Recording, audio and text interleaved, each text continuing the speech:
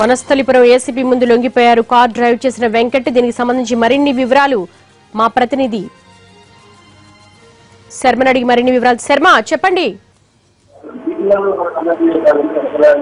నిన్న ఆదివారం కావడంతో సాఫ్ట్వేర్ ఇంజనీర్ వెంకటరమణ తన సొంతూరుకి అయత్ నగర్ లో ఉంటున్నటువంటి వెంకటరమణ సొంతూరు చౌటుప్పల్కి వెళ్ళాడు. అక్కడ కార్యకలాపాలు ముగించుకున్నాడు. అయితే వెళ్లే సమయంలో తన ఇద్దరు స్నేహితులతో కలిసి వెంకటరమణ శాంత్రో కారులో వెళ్ళాడు. యాదిరెడ్డితో పాటు శ్రీనివాస్ ఇద్దరితో కలిసి అతను వెళ్ళాడు. తిరిగి వచ్చేటువంటి క్రమంలో వీళ్ళు ముగ్గురు కలిసి సాఫ్ట్వేర్ ఇంజనీర్లు అయినప్పటికీ కూడా రియల్ ఎస్టేట్ కార్యకలాపాలు కొనసాగిస్తున్నారు.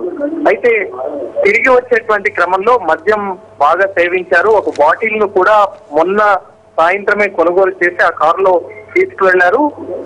దానికి సంబంధించి తిరిగి వచ్చేటువంటి క్రమంలో వాళ్ళు మద్యం సేవించి వచ్చారు. రాత్రి 8:30-9 గంటల ప్రాంతంలో పెద్దంబర్పేట దగ్గరికి వీళ్ళు వచ్చేటువంటి క్రమంలో రోడ్డు దాటుతున్న శ్రీదేవి సంజనాను వీళ్ళు కారు ఢీకొంది. అందులో కారు ఢీకొన్న తర్వాత కూడా మళ్ళీ ముందు పార్ట్ ఏదైతే ఉందో కారు భాగం కూడా బాగా డ్యామేజ్ అయింది. అయితే సంజన అక్కడికక్కడే పడిపోయింది. ఆమె అపస్మారక స్థితిలోకి చేరుకుంది.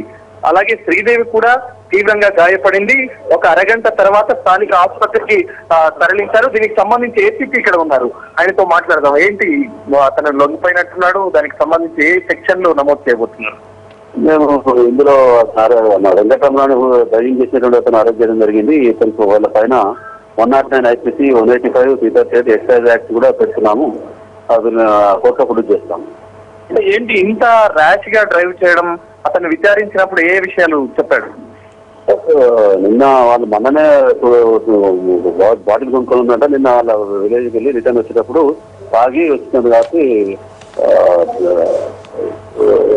ఓవర్ కాన్ఫిడెన్స్ తోటి యాక్షన్ చేసినట్టు అనిపిస్తుంది. ఇతని డీటెయిల్స్ ఏంటి? సాఫ్ట్వేర్ ఇంజనీర్ అంటున్నారు. అవును, ఇతను వెంకటరమణ సాఫ్ట్వేర్ ఇంజనీర్ చెప్తున్నారు. గట్టిగా పనిచేస్తుంది చెప్తుంది. ఎందుకు అక్కడికి వెళ్ళాడు? చౌటుప్పల్ ఎందుకు?